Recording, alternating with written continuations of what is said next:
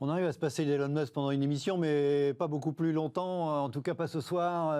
Elon Musk qui était critiqué notamment ces derniers jours sur le fait d'être un quasi-manipulateur sur le marché du Bitcoin. Un coup il est très pour, un coup il dit non, finalement ça pollue trop, j'arrête tout. Bref, ça fait, et quand je parle du Bitcoin, je ne mentionne pas le Dogecoin, c'était encore pur. Il a répondu hier dimanche, en tout cas sur les accusations de manipulation. Il a dit non, c'est pas vrai, Tesla a vendu 10% de ses actifs en Bitcoin juste pour vérifier que c'était liquide. Par ailleurs, on reviendra au Bitcoin quand effectivement on sera convaincu qu'à peu près 50% de l'énergie nécessaire est renouvelable, et du coup on reprendra les transactions en Bitcoin. Donc ça c'est sur le Bitcoin. Et puis voilà, il y a eu un petit mystère aussi, la Tribune propose une solution. Il y a eu le billet dans l'espace pour les voyager avec Jeff Bezos et son frère a été vendu à 28 millions de dollars pour quelques minutes là-haut. La Tribune nous dit et si c'était Elon Musk, voilà, c'est les deux épisodes du feuilleton Elon Musk du jour. Jérôme, vous êtes comme moi, vous aimez bien. Ça vous inspire quoi? Alors, ça m'inspire déjà que on pourra faire des romans balsaciens ou stendhaliens sur le personnage. On a 2 minutes. Évidemment. Ce que j'aime beaucoup, c'est que là, il essaye de s'en sortir parce qu'en ce moment, on l'accuse quand même d'avoir manipulé cet actif. Clairement. J'ose pas l'appeler de monnaie, cet actif qu'est le Bitcoin, et il l'a clairement fait. Parce que quand vous avez cette notoriété-là et que vous déplacez des masses pareilles, vous avez clairement une influence sur les cours. Ça, c'est fait.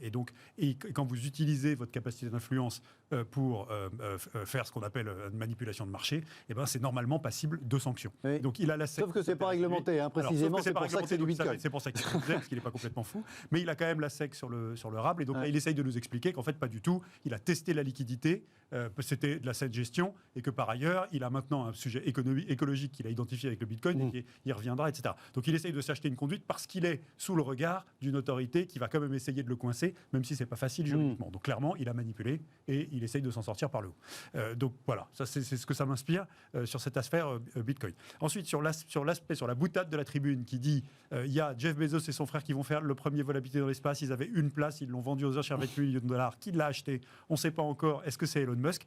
Si on revient à nos enjeux de concurrence, il y a un truc quand vous regardez votre intensité concurrentielle et que vous regardez vos concurrents, quand vous faites un business qui s'appelle le mystery shopping. Ouais. Donc vous faites le client mystère et vous allez vous rendre client chez vos concurrents pour vivre l'expérience, avoir leurs produits, et savoir ce que c'est, pour regarder ce qu'ils font bien, ce qu'ils font moins bien. Uniquement le patron de compagnie aérienne qui va prendre un vol. Exactement, et développer votre avantage compétitif. Et donc il y aurait une certaine élégance sur un marché aussi restreint qu'une place à côté des deux frères Bezos sur Blue Origin, quand vous êtes le patron de SpaceX et le propriétaire de SpaceX, de vous dire que vous allez faire votre mystery shopping en étant vous-même ce fameux acheteur à 28 millions de dollars de l'unique billet du vol de cet été. Je trouve qu'il y aurait une certaine élégance à ce que ce soit ça. Ce serait vraiment bien. Voilà, cet été, un cas d'école unique. Cet été, c'est le 20 juillet. Hein, le 20 juillet, le premier vol de tourisme spatial donc de la société Blue Origin de M. Bezos. On en parlait la semaine dernière. Bon, Elon Musk, il a quand même fait 2-3 trucs en matière de concurrence. Il a un petit peu bousculé le marché de l'automobile, notamment, et le marché des lanceurs de satellites. Oui, je trouve que c'est un disrupteur. Et ce qui est intéressant, c'est que, pour revenir au sujet sur la concurrence, en réalité, on s'aperçoit qu'aujourd'hui, tous les constructeurs automobiles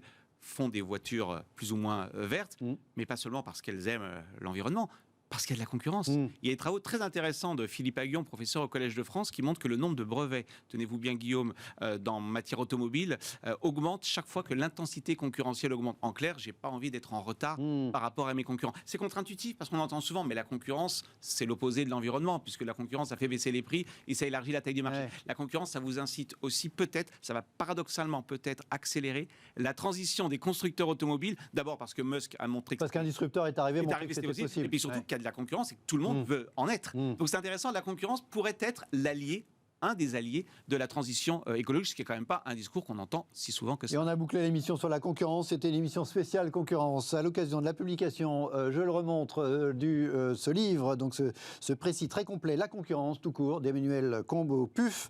Merci Emmanuel d'être venu présenter votre livre. Merci Jérôme. Merci à vous de nous avoir regardé jusqu'au bout. On se retrouve demain, même heure, même adresse. Ciao.